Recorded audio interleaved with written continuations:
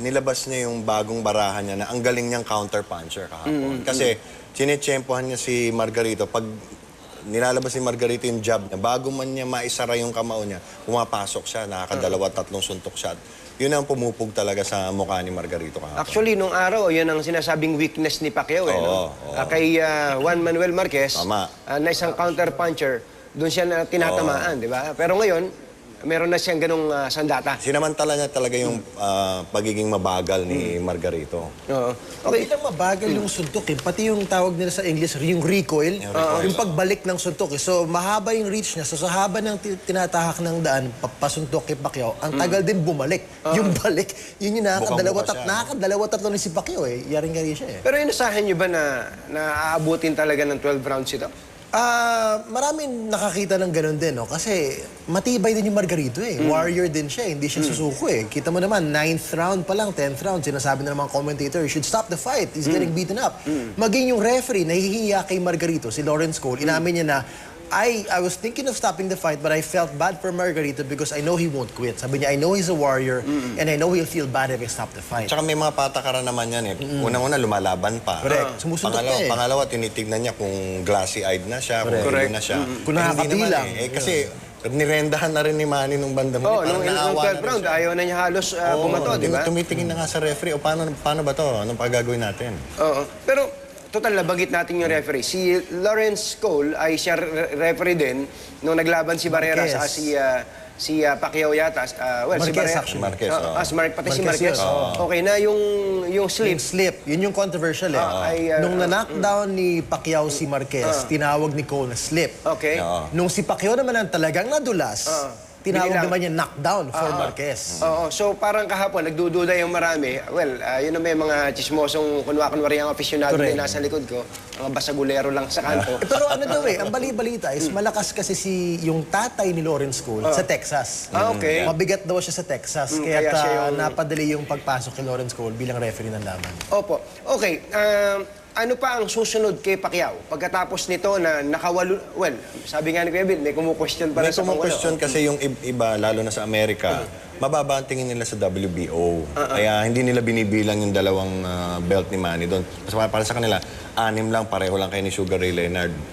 Hindi, wala ka pang nilamang doon. Kaya siguro, yung pag-iisipan na nila kung anong gagawin nila susunod. Sinabi na ni Freddie Roach, hindi na sila aakyat pa sa timbang. Kasi kung titignan natin, this was 154 pounds yung nilabanan nila. Correct. Pero pumasok si Manny, 144. At ang nagiging problema, lalo na doon sa talagang mga sanay na sa boxing, palagi na lang catch weight yung mga laban ni Pacquiao. So, kung catch weight, natural na tagilid yung mas mabigat na boksingero kasi siya yung bumababa sa timbang. Manghihina siya, masyadong payat, minsan overtrained. Kaya kailangan na kay Pacquiao din, para mas exciting mga laban, hindi na siya aakyat, mga 145, 147 na lang siya. So sa tingin mo ba, dapat pang, mga ilang laban pa, Kuya TJ? Akala ko nga dati, isa-dalawa na lang. Dahil konti na lang yung, kumbaga, marquee names na nandyan. Ano? Ubus na eh. Ubus na eh. Pero, sa didinig-dinig ko, gusto pa niya talaga lumaban ng at least 3, 4, even as many as 6, no? Kasi gusto raw niyang ma-expose pa rin sa media dahil gusto pa rin niya ipagpatuloy yung politika at kung hindi dahil sa exposure niya sa boxing, hindi siya ganun kasikatan sa political arena, at least not yet, no? Dahil neophyte nga siya sa Kongreso. Pero sa ngayon, siyempre gusto ng buong mundo yung Mayweather. Pero ang daming gusot eh. For one, yung dami niyang demands. Pangalawa, yung kaso niya. Sa LA, taka sa Las Vegas. Pwede naman lumaban sa kulungan. Sabi nga ni Freddie Roach, just put a ring in jail, we'll fight in jail. Nangyari na yan nung last year. May women's world title fight sa Thailand, sa loob ng sa Thailand, that's right. Si Bruce McTavish, yung kaibigan natin ang naging referee. Sa New Zealand. Sabi nga niya, medyo kinakabahan siya. Baka magkagulo. Baka magkatuto. Pero pwede rin si Marquez ulit. Para matapos na yung pagdadadada niya na sinasabi niyang I was robbed of a win. Kasi di ba, draw yung una, tapos pa nga nanalo si Pacquiao na split decision na very controversial. So, para matapos na siya, sige, sunod-sunod part 3. Pumunta si Marquez dito, dinuro niya si Manny.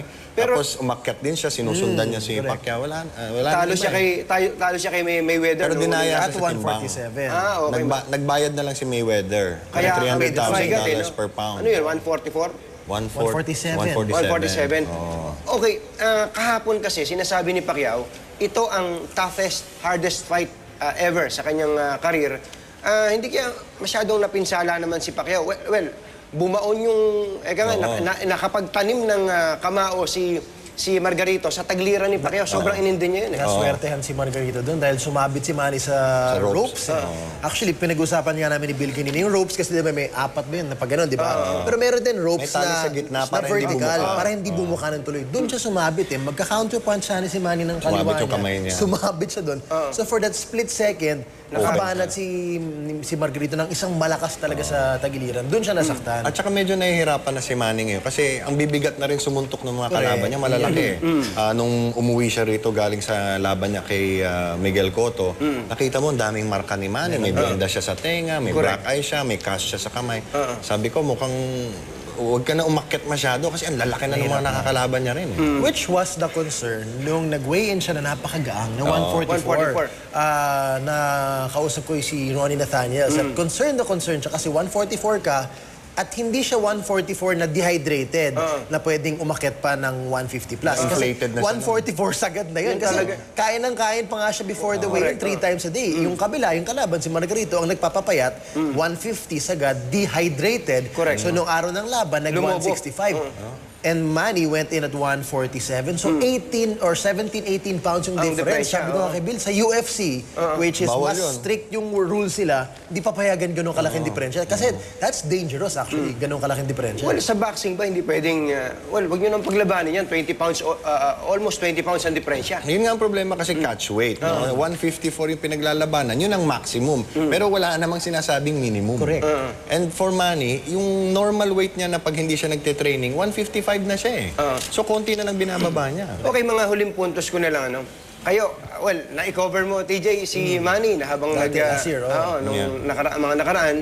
So, siguro, alam na rin nyo kung paano siya nasasaktan, kung paano siya nagagaanan sa mga kalaban niya. Ikaw, Kuya Bill, kung ikaw ang magpapayo, halimbawa, pakikinggan ka naman ni Manny Pacquiao, after all these wins, tapos may mga talo siya pero nagugulpi rin siya minsan. Tingin mo ba dapat, mga ilang laban pa ang nararapat para sa Well, if he stays at his optimum weight, yung sa 147 weight class ka na lang, kahit mga 2 taon pa, kaya pa niya. Na lalaban siya ng mga 2 or 3 times a year na lang. May mga ilan pa naman dyan. Meron kang Juan Manuel Marquez, meron kang Floyd Mayweather. Malay natin, may lumitaw sa susunod na taon na hahamon sa kanya. Pero sa totoo lang, piling-pili na lang yung lalabanan niya kasi hindi na rin interesado ang tao pag hindi kilala. Alam nila, gugulpihin lang niya eh. Thank you. Okay, Kuya TJ. Ako tingin ko, personally, kung pwede ako magbigay pa, siguro 2 na lang o 3 na, siyempre gusto natin Mayweather, gusto rin ng mga talagang purist ng game, si Marquez, para makita talaga, kasi yun talaga nagpahirap sa kanya. Pero sa tingin ko, realistically speaking, si Baba Arvin Boss eh. Negosyo niya to eh. Si Mosley So yata una-una, gusto niya. gagamitin niya, hindi naman sa abuso, no, pero gagamitin niya pa rin si Pacquiao para sumikat yung iba niyang boxers. Isa na dyan si Julio Cesar Chavez Jr. Ganun na. Na pinapaangat na niya. Ilang beses na niya binanggit yung pangalan na yan. The last 2 fights of Pacquiao, pinapalitan na niya yung pangalan ni Chavez Jr. para, posibleng kalaban dyan. Tsaka booking kasi eh. Kaya Pogi. ibenta. Saka anak lang legend. Kumbaga sa Pilipinas, anak ni Jaworski. Actually, kinover ko yung laban ni Julio Cesar Chavez Sr. at Oscar De La Hoya 1997. Na Yung huli na. matibay talaga yung senior kasi mahigit 100 yung nilaban niya eh. Correct. Parang sila Roberto Duran nung araw. So, if it's up to Babarom, I wouldn't be surprised kung may 4 pa yan. You can put Mosley, nabanggit din niya kapon si Mosley, Correct. Marquez, Chavez Jr. and probably Mayweather. Huwag naman sana si American. Gusto ko si Can eh. Makagulpihin niya. Sirs, maraming salamat po sa inyo. Thank you, thank you. Mabuhay po kayo. Nadagdagan ang gwapo dito sa Umagang Kay Ganda. Sa tuwing may laban po si Pacman, ang pride po nating mga Pilipino ay nadaragdagan. Halimbawa na lang po sa Amerika. Dati-rati po, kapag nalaman ng kano na Pilipino ka, ang sasabihin ay yung 1,000 pares na sapatos ni Imelda. Na-experience ko po yan. Pero ngayon po, pag binanggit mo sa dayuhan na ikay lahing Pilipino, ang karugtong po na pagsasalarawan ay pangalan ng pambansang kamao. Kahapon po, hindi lang po lakas niya at katapangan ng ating nasaksihan, ipinakita rin po niya ang tunay na ugaling Pilipino na kahit kalaban ay kinaawaan. Kung pwede nga lang po na wag nang magretiro si Pacquiao. Kung pwede nga lang na araw-araw siyang makipagbasagan ng mukha sa ibabaw ng lona. Kung pwede nga lamang na wag na siyang tumanda. Kulang po ang pananalitang angkop upang ilarawan si Congressman. Pero isa lang po ang natitiyak natin ngayon, si Mayweather man o si Marquez o si Mosley o kaya si Julio Cesar Chavez Jr., buo na po ang pasya ng mga mamamayan. Si Pacman po talaga ay isa pong kayamanan ng bayan. Para sa'yo, ang laban na to. Para sa'yo, ang laban na to. Para sa'yo. Sana naman ay hindi maapektuhan yung boses niya dahil sa nangyari kahapon. Magbabalik ko ang Umagang Kay Ganda. Ang laban na to. Di ako susuko. Sisigaw ko sa mundo. Pinoy ang lahi